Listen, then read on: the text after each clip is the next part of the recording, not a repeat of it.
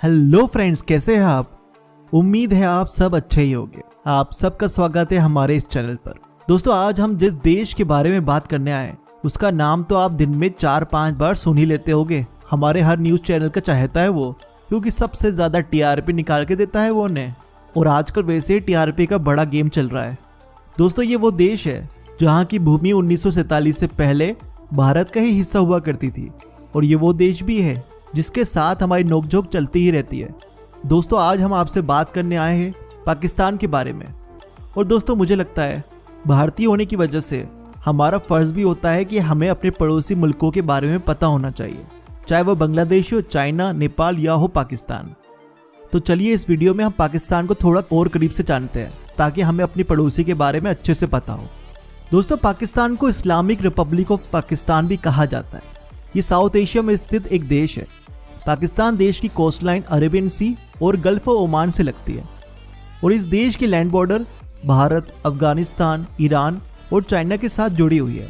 ये देश एरिया के मुताबिक 33वां सबसे बड़ा देश है, जिसका कुल एरिया करीबन 8,81,000 स्क्वायर किलोमीटर है, जो एरिया के मामले में भारत के करीबन 25% होगा। और ये दुनिया का 5वां सबसे ज्यादा जनसंख्या वाला देश भी है। और पाकिस्तान की कुल आबादी करीबन 21 करोड़ 22 लाख है। और इस पाकिस्तान की आबादी में 97% लोग इस्लाम धर्म के रहते हैं, करीबन 1.8% लोग हिंदू धर्म, 1% क्रिश्चियन और बाकी दूसरे धर्मों को मानने वाले रहते हैं। और आपको यहाँ के कल्चर में पंजाबी, पश्तून, सिंधी, सराइकीस, मुहाजिर्स और बलोच कौम के दिखेंगे। पर इन सबको कुल मिलाकर पाकिस्तान ही कहा जाता है। यहाँ का नॉमिनल जीडीपी है करीबन $284 बिलियन, जो इसे पूरी दुनिया में इकोनॉमी के मामले में 42वां सबसे बड़ा देश बनाती है। और यहाँ की करेंसी को पाकिस्तानी रुपए कहते हैं, जो कि हमारे भारत से काफी कम है। हमारे भारत का सिर्फ 45 पैसा एक पाकिस्तानी रुपए के बराबर है। दोस्तों, पाकिस्तान का टाइम जोन है PKT, जो कि भारत के टाइम जोन से आधा घंटा आगे है।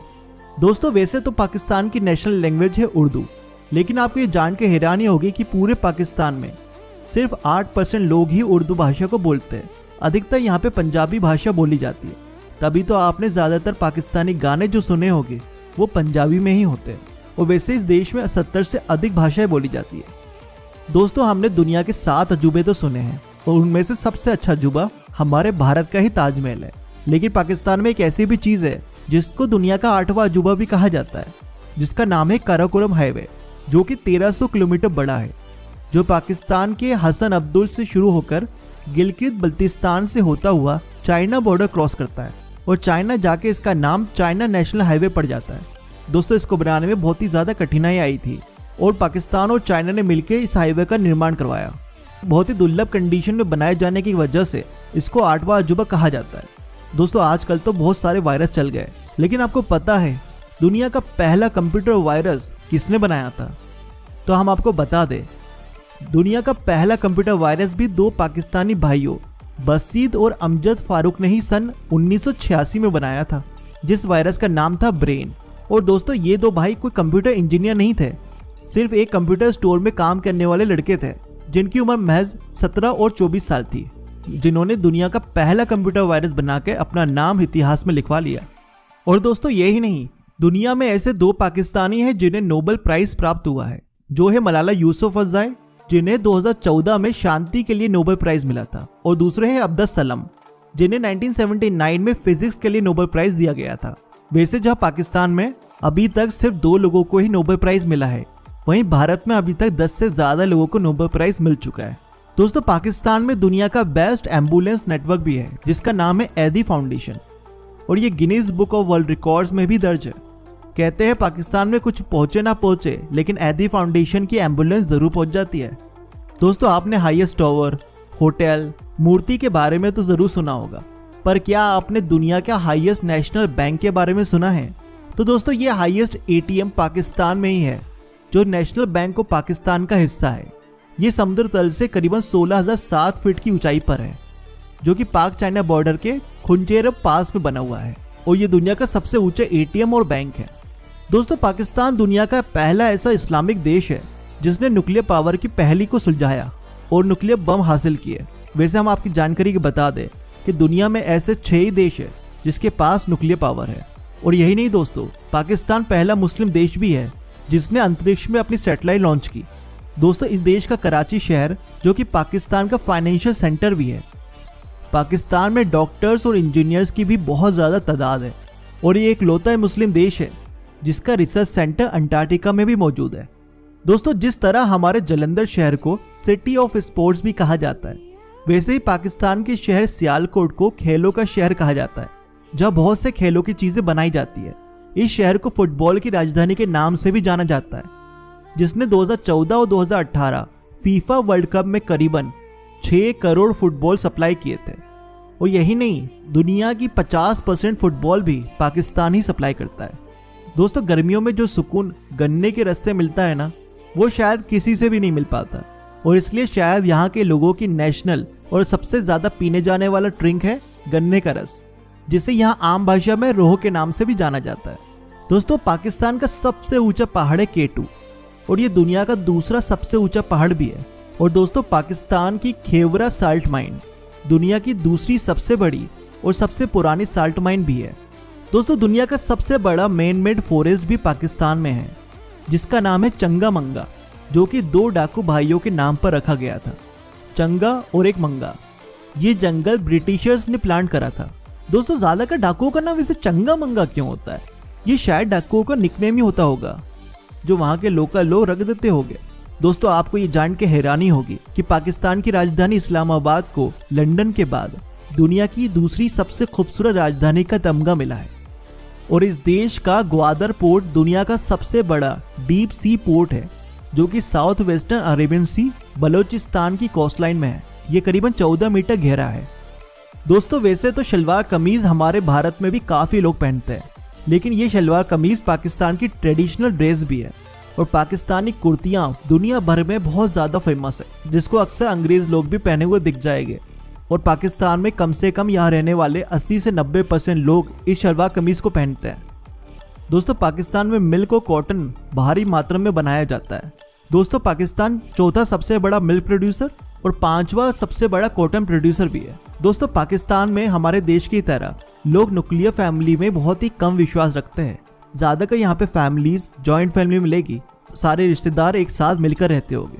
और सच बताओ तो दोस्तों जॉइंट फैमिली में जो मजा है वो न्यूक्लियर फैमिली में नहीं।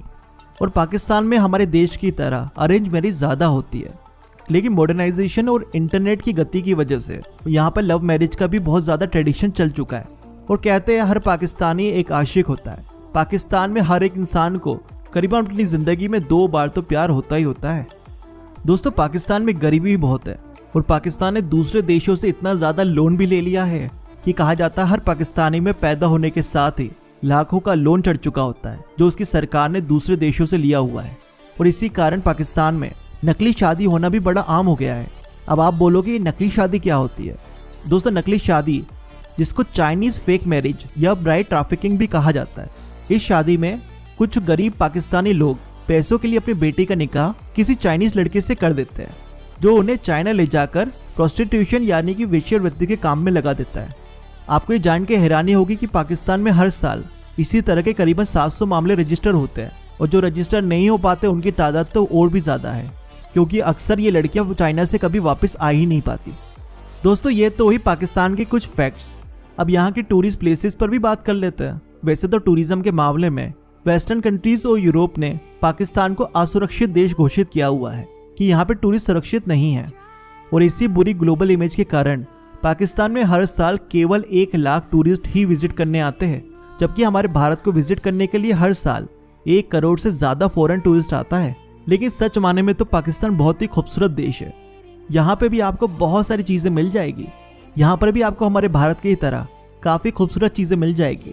यहाँ पे भी हरे भरे जंगल है, हाईटेक सिटीज है, रेगिस्तान है, पहाड़ है, बहुत कुछ है। ये भी एक मल्टी ज्योग्राफिकल देश है। तो चलिए यहाँ की कुछ जगहों के बारे में बात कर ले। लाहौर। दोस्तों इस देश पर एक जमाने में मुगलों का परचम लहराया करता था, इसलिए आज भी उनकी निशानियां यहाँ की बेस्ट टूरिस्ट डेस्टिनेशन बन चुकी है। मुगल आर्किटेक्चर तो वैसे भी बेहद ही खूबसूरत होता है, ताजमहल को ही देख लीजिए। तो दोस्तों लाहौर की कुछ देखने लायक जगह है बादशाही मस्जिद, और इसी बादशाही मस्जिद के नक्शे पर हमारी दिल्ली की जामा मस्जिद बनाई गई थी, द वजीर खान मॉस्क, और लाहौर का किला। यहाँ कई सारे मकबरे और हवेलियां हैं जो वाकई में काफी सुंदर है। तो और दोस्तों लाहौर जाके आपको लगेगा कि आप पाकिस्तान में नहीं हो, आप किसी पंजाब के ही शहर में हो, क्योंकि यहाँ पे भी आपको लोग पंजाबी बोलते ही नजर आएंगे। कलश वैली, ये वैली बुम्बोरेट, रुम्बुर और बिरिर इन वैली से घिरी हुई है। यहाँ कलश कल्चर के लोग रहते हैं। ये एक एथनिक ग्रुप है जिनका खुद का कल्चर, खुद के ट्रेडिशंस और मान्यताएं हैं। ये लोग यहाँ पहाड़ी पर बने लकड़ी के घरों में रहते हैं और यहाँ की महिलाएं कुछ रंग बिरंगे कपड़े पहनती है और सिर पर भी कुछ पहनती है, जो वाकई में काफी सुंदर ड्रेस है। यहाँ के पहाड़ तो सुंदर है ही, पर उनके पास से बहती कलश नदी इस पूरी जगह की सुंदरता पर 4 चांद लगा देती है। Gorakh hill, a best place for camping and trekking. ये गोरख हिल स्टेशन सिंध में पड़ता है। इस हिल की हाइट करीबन 1734 मीटर है। यहाँ से वेस्टर्न पाकिस्तान का व्यू बहुत ही सुंदर है। इस सुंदर सी जगह जाने के लिए आपको कराची से 8 घंटे लगेंगे। रोहतास किला, एक बेहद ही सुंदर किला जो कि 16वीं शताब्दी में बनाया गया था। ये एक यूनेस्को वर्ल्ड हेरिटेज साइट भी है। ये झेलम पंजाब के पास बना हुआ है। लाहौर से आपको यहाँ पहुँचने के लिए 4 घंटे लगेंगे, पर यहाँ पहुँचकर तो आप इसकी सुंदरता को निहारते ही रह जाएंगे।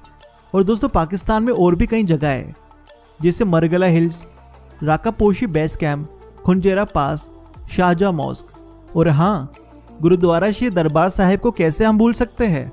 और इसको विजिट करने के लिए आपको पाकिस्तान के वीजे की भी जरूरत नहीं है। हिंदुस्तान और पाकिस्तान के बीच में एक समझौता हुआ है करतारपुर कॉरिडोर का, जिसके जरिए आप पाकिस्तान में बने इस गुरुद्वारे के दर्शन कर सकते हैं। ये सिखों की बहुत ही ज्यादा पवित्र जगहों में से एक है और इसके दर्शन करके आना अपने आप में ही बहुत बड़ी सुकून की बात है। चलिए आपको जाते जाते पाकिस्तान में होने वाले आम स्कैम के बारे में बता देते हैं। दोस्तों एक तो स्कैम यहाँ पे होता है पासपोर्ट को लेकर। यहाँ पे पासपोर्ट का ब्लैक मार्केट भी है। जो बाहर से लोग आते हैं उनके पासपोर्ट को चोर चुरा लेते हैं और ब्लैक मार्केट में बेच देते हैं, जिसका काफ़ी ज़्यादा मिसयूज़ किया जाता है। या फिर आपको पासपोर्ट के बदले फिरौती भी मांगी जा सकती है, जिसको हम पासपोर्ट किडनैपिंग कहते हैं। और इस पासपोर्ट किडनैपिंग के बारे में हमने आपको यूक्रेन की वीडियो में बताया था। तो पासपोर्ट की फोटोकॉपी आप अपने पास ज़रूर रखें, ताकि भारत की एम्बेसी जाके आप पासपोर्ट के लिए रीअप्लाई कर सके और पहले पासपोर्ट को कैंसिल करवा सके। दोस्तों वैसे तो दोनों ही देशों के पॉलिटिशियंस और मीडिया भारत और पाकिस्तान के खिलाफ जहर घोलती ही रहती है। वहाँ की मीडिया हमें बुरा बताती है, हमारी मीडिया उनको बुरा बताती है। लेकिन आपको तो मालूम चल ही गया होगा, ये मीडिया सिर्फ टीआरपी के पीछे रहती है। उनकी मीडिया 24 घंटे भारत भारत करती रहती है ताकि टीआरपी उनको मिल सके, और हमारी मीडिया पाकिस्तान पाकिस्तान करती रहती है ताकि भारत की टीआरपी उनको मिले। और ये नफरत का खेल सालों से चल रहा है। इस नफरत के खेल के पीछे कई सारी लड़ाइयाँ हो चुकी है। खैर क्लैशेस अपनी जगह है, लेकिन पाकिस्तान को भी नहीं भूलना चाहिए कि भारत से ही पाकिस्तान का जन्म हुआ है। भारत तो हजारों साल पहले भी था, लेकिन 1947 में ही पाकिस्तान पैदा हुआ, तो टेक्निकली तो भारत ही बाप हुआ ना। और हमें भी नहीं भूलना चाहिए, है तो पाकिस्तान हमारा ही बच्चा, कितना भी अपने ताऊ चाइना की गोद में जाके बैठ जाए, लेकिन रहेगा तो खून हमारा ही। खैर चलिए चलते हैं, इस वीडियो का अंत करते हैं। और दोस्तों अगर आपको ये वीडियो पसंद आती है ना, तो इस वीडियो को लाइक, चैनल को सब्सक्राइब और बेल आइकन दबा देना। और कमेंट में मुझे जरूर बताना कि अगली बार किस देश के बारे में सुनना चाहते हैं आप। तब तक के लिए टाटा, बाय बाय, सी यू और सायोनारा।